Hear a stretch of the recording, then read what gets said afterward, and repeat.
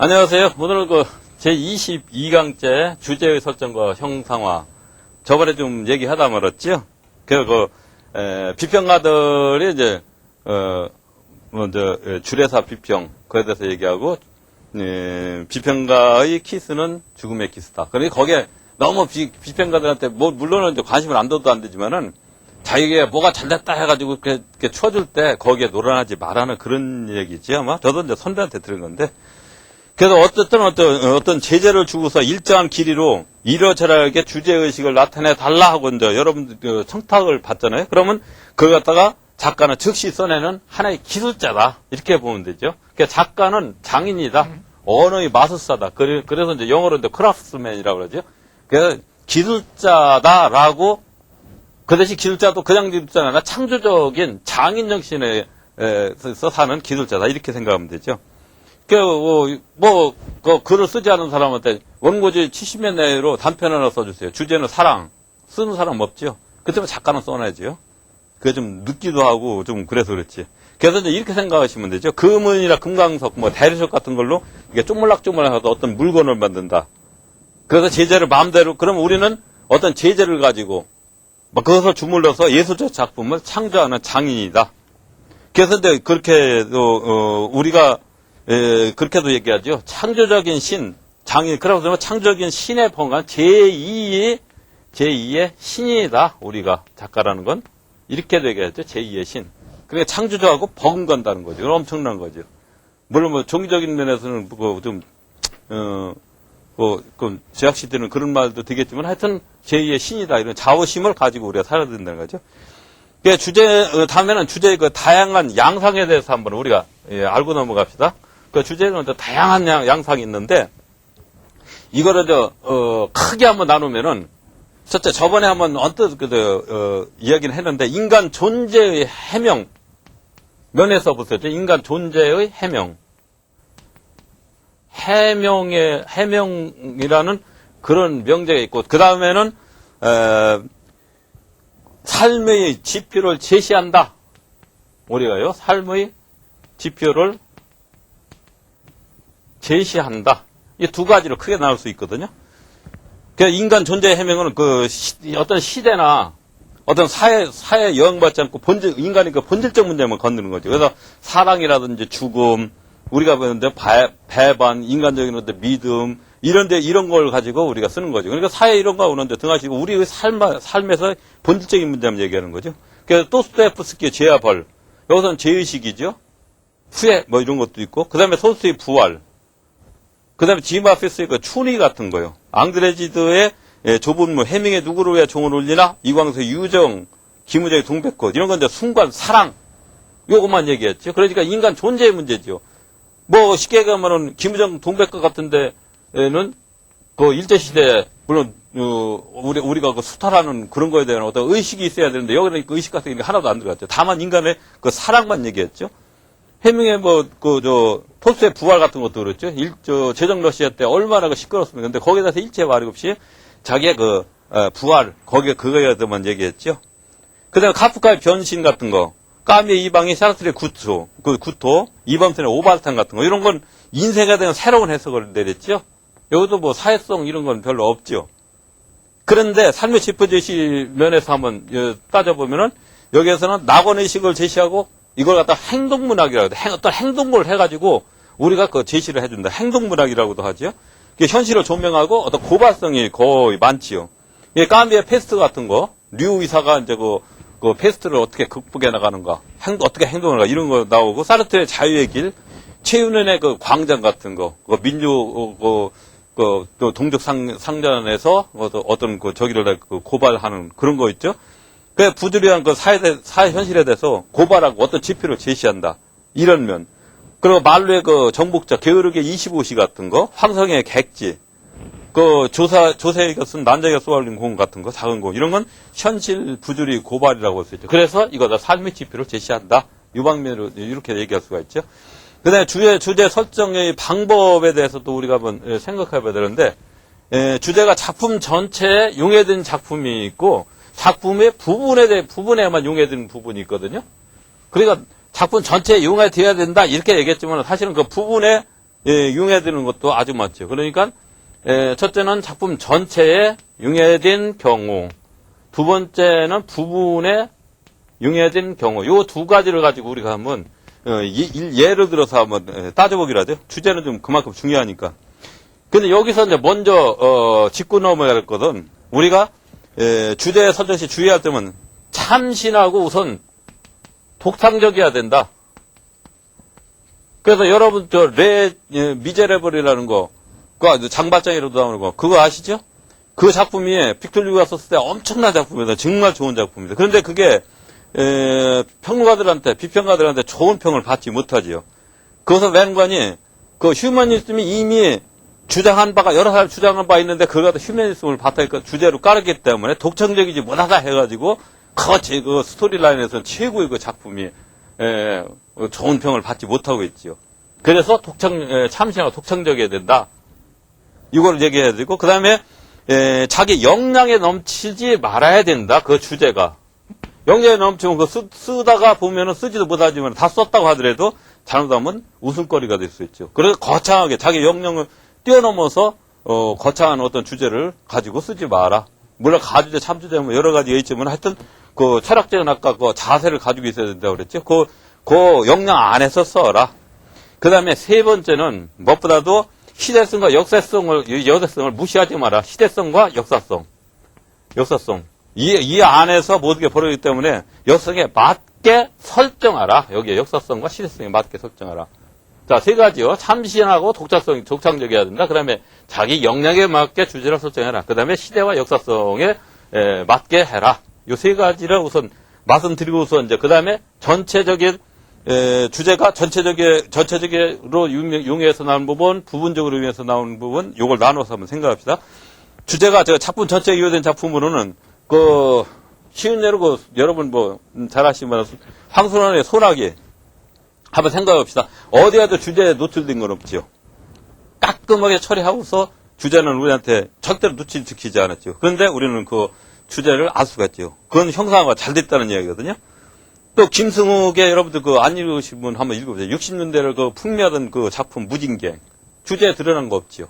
안개 속에. 안개만 앞에 나타나. 근데 거기에 나중에 읽어보면 주제가 나오죠. 그래서 이제 인물의 일관된 행동, 분위기, 대화, 인명, 제목 등 전체가 주제를 암시하죠. 긴밀한 구조 속에서 그 플루스의 극적 방법으로 효과를 나타내는 그런 거죠. 그 다음에 주제가 이제 부분에 나타나는 경우가 아주 많은데 여러분들 쓰시다 보면 아마 이런 게 많이 나올 거예요. 행동, 분위기, 대화, 소설, 제목 이렇게 네 가지로 우리가 부분에서는 나눌 수 있죠.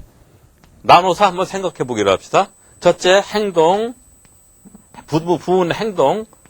그 다음에 두 번째가 분위기로 주제를 융해시키는 거죠. 분위기. 셋째가 대화. 그 다음에 넷째가 서술.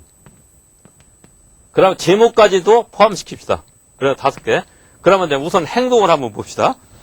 나는 메스를 들고, 들어지고 다가섰다. 그리고는 뼈가 꺾어진 자리를 더듬었다. 촛불 아래 내 눈에 들어온 장면은 마치 영화의 한 토막을 복사하듯 무감각한 것이었다. 그만큼 나는 거기에 빠져 있었거나 아니면 아주 냉정했다. 나는 흐늘거리는 살 속에 칼을 꽂았다. 살을 써는 촉감이 칼을 통해 큰 음향이 되어 내 전신을 울렸다. 마침내 다리 토막은 떨어져 나갔다. 아이 시원해. 그러나 그녀는 입가에 웃음이 가시기 전에 고개를 떨고 왔다. 그는 흐느낌을 참으면서 내 손을 잡았다. 걔도 형씨를 고마워하고 있을 거요. 나는 손을 씻으며 손의 모양을 유심히 들여다보고 있었다. 서기원의 그 여자의 다리에서 나온 그 한 장면인데 한번 봅시다. 그 피난길에서 폭격을 맞아가지고 부상을 입은 여자의 그 다리를 갖다 절단하는 아주 민족의 비극적인 장면을 갖다가 결말에서 강조시켰죠. 근데 그 침착한 행동으로 비극을 더욱 심화시키는 그 행동 장면으로 우리한테 진짜 메스를 가지고 다리를 그냥 아무렇게나 자르고 무감각하게 그 소름이 돋을 정도로 우리한테 뭔가 제시되는 게 있죠. 요게 이제 행동에서 우리한테 나타나는 거. 그 다음에 분위기. 작품 전체에 흐르고 있는 어떤 상황이 주는 느낌을 얘기하는 건데, 그곳에 한참 동안이나 서서 우리는 많은 이야기를 나눴다. 해가 차츰 서편으로 기울며 거기에 황홀하게 빛나는 노을을 만들고 있었다. 멀리 기다는 숲이며 언덕이며 농가들이면은 그늘이 한껏 더 가깝게 확실하게 보이고 이쪽 산골짜기로 꼬부라져 들어간 두 줄기의 레일이 그 노을빛을 받아 눈이 부시게 반득거렸다. 그만 집으로 슬슬 돌아가실까요? 저녁지어 잡수시고 집에서도 좀 얘기하시다가 그리고 가셔야 할 테니까요. 말하고 처제는 앞에 걸었다. 걸으면서 그녀는 말했다. 저녁엔 저랑 올케랑 둘이서 정거장까지 형부 바라다 드릴게요. 좋지 형부? 좀 더 있다 가지. 여기가 좋구만. 나 오늘 저녁차로 가지 않을게. 내일 처제랑 한 번 더 여길 오고 싶어졌어. 내가 말했다. 그러다가 몇 발자국 앞서가던 처제는 획 돌아서며 나한테 달려왔다. 정말이에요 형부?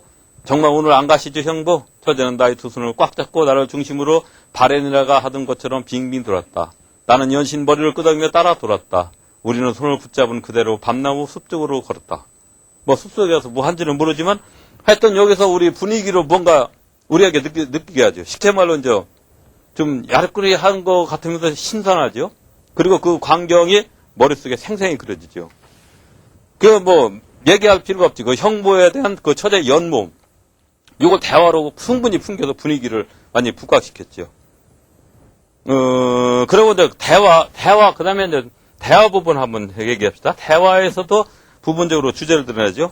진수아, 예? 너 어찌다가 그리 됐노? 전쟁하다가 일이 안 되십니까?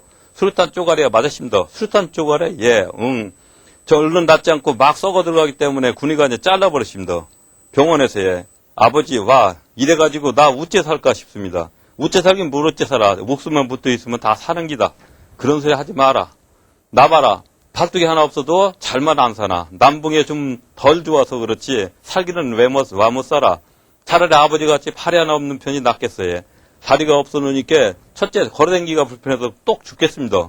야, 안 그렇다. 걸어댕기기만 하면 뭐하노. 손을 지대로 놀려야 일이 뜻대로 되지. 그럴까 예? 그렇다니까. 그러니까 집에 앉아서 할 일은 네가 하고 나댕기며 할 일은 내가 하고 그러면 안 되겠나 그제? 예. 진수는 가벼운 한숨을 내쉬며 아버지를 돌아보았다. 만두는 돌아보는 아들의 얼굴을 향해서 지그시 웃어주었다. 하근천의 추산시대죠. 저번에 한번 했었죠. 그거는 인물의 의식, 성격이 아주 잘 나타냈다. 대화로만 쫙 돼 있어도 거기서 무조건 얼마나 잘 나타납니까? 그래서 암시적이고 간접적인 방법으로 주제를 완전히 보여주죠. 그 다음에 이에 반해 주제를 직접적인 방법으로 보여주는 예 하나 들어드리죠. 좀 이제 위험성이 있는데, 박 기자, 세상이 이렇다고 잘 배도해 만만해지면 마구 짓밟아가는 거, 그러지 못하면 오늘처럼 서설 기는 것이 월급쟁이라는 놈들이 생기라니까. 하다못해 동사무소에 가서 민원 수료 한 장을 해봐도 그놈들 얼마나 딱딱거리며 급행료 청는다고. 그래도 우리 언론인들은 그놈들보다는 깨끗하다니까. 그놈들보다는 타락하지 않았단 말이야. 신석상의 프레스 카드죠. 직접적으로 해가지고 다 썩었다. 그래도 더 썩은 놈은 우리 언론계다. 이런 식으로 직접적으로 이게 주제를 얘기하죠. 이런 방법이 있다.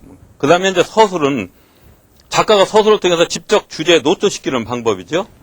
그래서 이어도에서 보면 이어도로 갔다던 천남석의 동진하에서 그 반파대에 밀려 호련히 다시 섬으로 돌아와 있었던 것이다. 기이한 일이었다. 앞뒤로 제하고 요 이야기만 해도 이청준의 이어도 이야기인데 이어도는 그 낙오 의식에 의해서 이상향으로 가면 돌아오지 못하는 피할 것이 아니고 술집이 있고 주점이 있고 여인이 있는 현실에 있다는 이어도의 새로운 해석을 직접 서술로 보여주는 거죠. 그래서 이제 이것은 이제 서술 직접체입니다. 그 다음에 이제 제목을 한번 봅시다. 제목에서 그 앙드레 지대의 좁은 문 하면은 좁은 문으로 들어가라 하는 성경 구절 거기서 나오는 좁은 문 하면 뭔가 확실히 주제가 드러나지요. 톨스토의 부활 드러나지요. 이것도 뭐 성경에서 바탕을 두고 있지만 또 도스토옙스키의 죄와 벌 분명히 드러나지요. 한국 소설로 그 이범선의 오발탄 드러나지요. 앞에 그 이어도 이상향 드러나지요. 또 인명으로도 나타나지요. 그래서 톨스토의 안나 카레나 같은 거, 졸라의 예미졸라의 나나 같은 거 이름으로도 이제 주제가 나타나죠. 그 다음에 제목에 의한 주제 나타날 때는 주제의 집약 또는 상징을 나타내야 되는데 이런 건 이제 유의하시고. 자, 그러면 작가에 대해서 한번 얘기해 보겠습니다. 작가는 첫째 주제의식을 심화시켜야 된다. 주제의식을 심화시켜야 된다. 그 다음에 시대에 같이 가거나 앞장선다. 작가는 먼저 우리 어떻게 보면 인물하고도 할 수 있죠. 그 다음에 기법으로 형상하여 암시하도록 끊임없이 노력하는 것이 필요하다. 암시가 필요하다. 이거 갖다 주제를 억지로 드러내지 말고 암시만 해라. 물을 녹여라 전체 아니면 부분에 요 세 가지가 중요하다. 이렇게 얘기할 수가 있죠. 이것으로 그 주제의 설정과 형성에 대해서는 끝내기로 하죠. 오늘 강의 대단히 감사합니다. 고맙습니다.